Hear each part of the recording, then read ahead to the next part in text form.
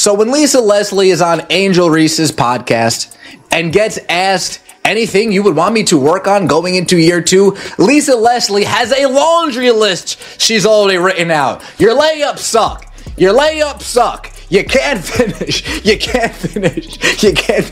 Lisa Leslie had a huge list. Ever wondered what happens when a basketball star's ego starts overshadowing her game? Angel Reese's new podcast, Unapologetically Angel, offers a front row seat to the drama. And trust me, it's a wild ride. I don't know what the scouts were looking at. I really don't. But following the 7, God has a plan, and it is what it is. And you ended up Chicago, but I'm just telling you. Going into season, you were ready. Thank you. Going into my season 2, what's some advice that you would give for? From WNBA legends roasting her layups to dismal viewership numbers, Angel Reese's attempt to stay relevant is backfiring in the most cringe-worthy way possible. And you won't believe what her own mentor, Lisa Leslie, had to say about her game. Stick around as we dive into this train wreck that has the basketball world buzzing. Ready? Let's go. You know what? No matter how hard she tries, Angel Reese just can't seem to shake off Caitlin Clark's shadow, even on her own turf. She launched Unapologetically Angel to give fans a glimpse into her life beyond the court, but instead, every episode has turned into an unexpected comedy of errors. No matter who's sitting across from her or what topic they start with, somehow, it always circles back to the one and only Caitlin Clark. Caitlin Clark podcast. I think that's what it's called. Unapologetic Clout Chasing of Caitlin Clark podcast, hosted by Angel Reese. It's like Caitlin Clark has become the invisible guest star of Unapologetically Angel, always present, even when she's not in the room. But here's the real question. Are the guests the ones bringing her up, or is Reese subconsciously steering every conversation toward Clark Island? We've got to wonder, what's really going on in Reese's head? Is this just an intense rivalry, a hint of secret admiration, or is Clark simply that dominant in women's basketball right now?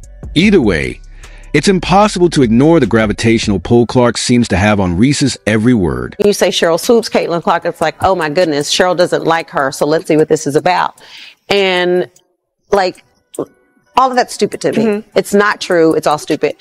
And also, now they may be mad when I say this, because it's funny to me. Like, when I look at the number 22s in the league, like I was 22, Asia's 22, Caitlin's 22. Like, those are some hell of a good number 22s. Period. And we're all a part of the Nike family. Let's break it down, episode by episode. The pattern is undeniable. One moment, Reese is casually chatting about her favorite pregame rituals, and the next, bam, someone's raving about Clark's latest record-breaking performance.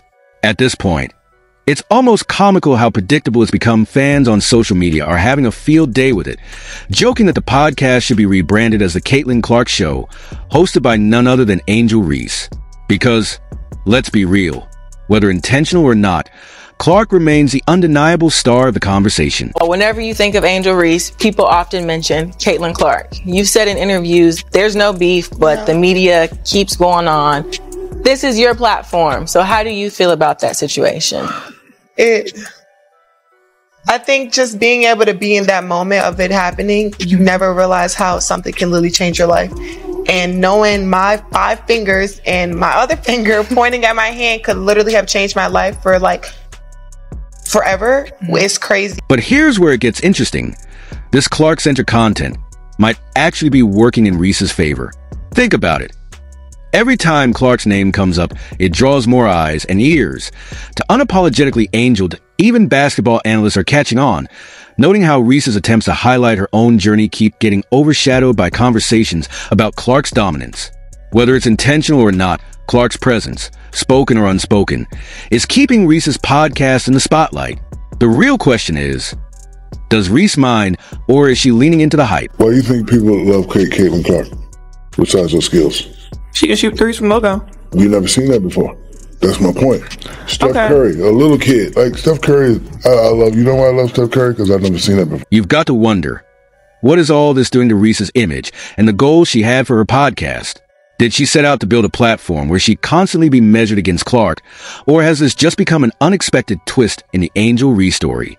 It's a fine line between staying relevant and becoming obsessed, and right now, it's hard to tell which side Reese is landing on.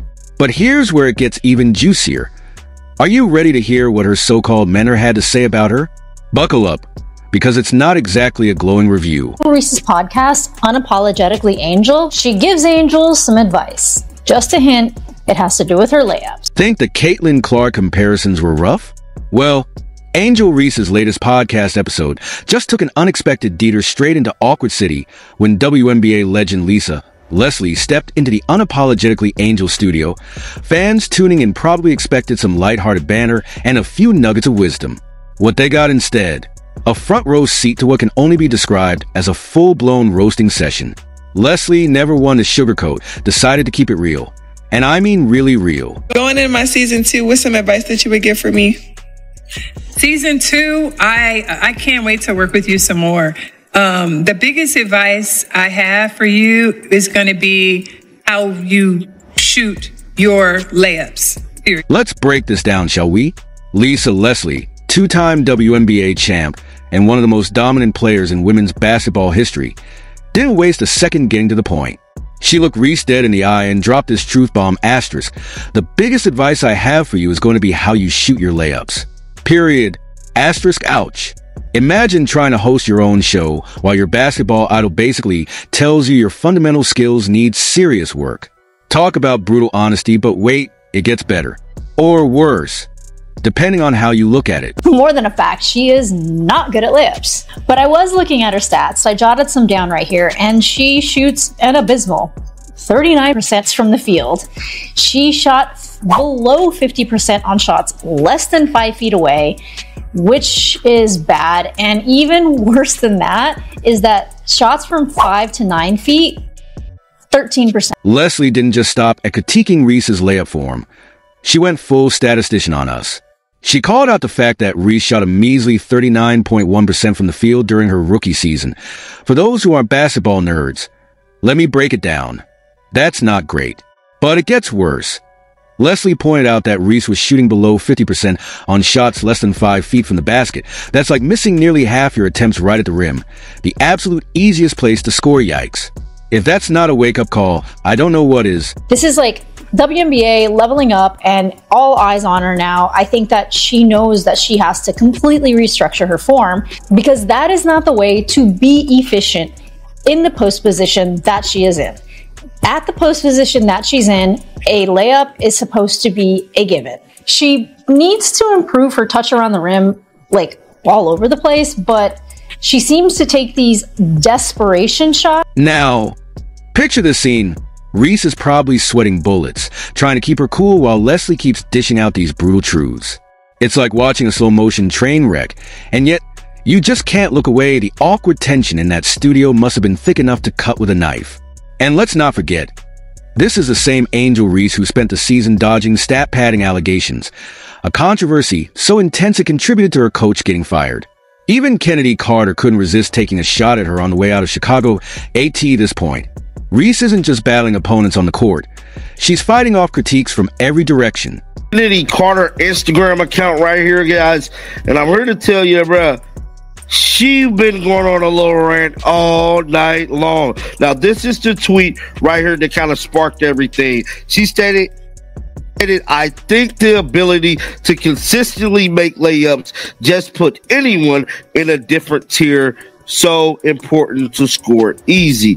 Now, a lot of people is insinuating that this tweet is towards Angel. Here's the thing about pro athletes. They love spilling the tea on social media. And when it comes to the Chicago Sky drama, Kennedy Carter just turned up the heat to boiling. You know those vague tweets that make you stop and think, wait, what's the real story here?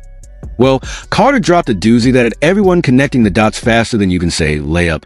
She casually tweeted about the importance of making layups. Innocent enough, right? Wrong, see.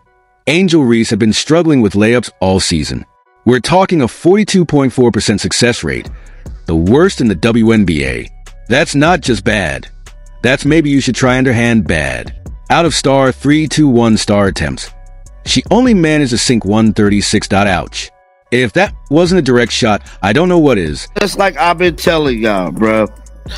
She has been making it her business to sneak this Angel Reese every chance she get. Now, since she's been cut, it look even more obvious. Somebody said, LOL, you ate down. Now, this tweet right here just popped up here. Somebody tried to come into the defense of her because we know she's a free agent. So, like, if you throw teammates, ex-teammates under the bus, that's going to hurt you even more. But wait, there's more. When a fan shared a graphic highlighting Reese's brutal layup percentages, Carter just couldn't resist chiming in. Her response, a simple yet devastating confirmation. Asterisk, you nailed it, not gonna lie. Asterisk for those who don't speak Twitter shade. That's basically the equivalent of a sledgehammer to ego, but this isn't just about Reese's layups or shooting percentages. It's a reflection of bigger concerns about her overall playing style and approach to the game. When a legend like Lisa Leslie takes the time to break down your weaknesses in detail, it's not just a critique. It's a wake-up call. At this point, it's clear. These aren't just rookie struggles or minor flaws. This is a conversation about whether Reese can actually evolve into the star she wants to be, or if she's destined to stay in Caitlin Clark's shadow. In the WNBA, meet a player, instead of saying, hey, Angel, let me talk to you real quick. Instead of looking out for her, you guys just do this again, because it's okay. It's okay. You've got to wonder, what does this do to Reese's relationship with Lisa Leslie? Is this the end of a mentorship, or could it be the wake-up call Reese desperately needs? Because let's be real, when a legend like Leslie tells you to fix something, you better listen. But here's the thing. Leslie wasn't the only one to put Reese on the spot. Just when you thought unapologetically Angel couldn't get more awkward, in walked Shaquille O'Neal, her self-proclaimed father figured, and instead of offering a shoulder to cry on after Leslie's critique, Shaq came ready to drop some truth bombs of his own. And trust me, these weren't your average fatherly nuggets of wisdom. Oh, she can't be rookie of the year because all she do is do the flip shots and get rebound. Just remember all that shit today. You'd think having a legend like Shaq in your corner would be a dream come true, right? A little support, maybe some words of encouragement. Well, for Angel Reese, it turned into a nightmare that Shaq didn't just critique her game. He went full savage mode, leaving Reese and her fans absolutely stunned.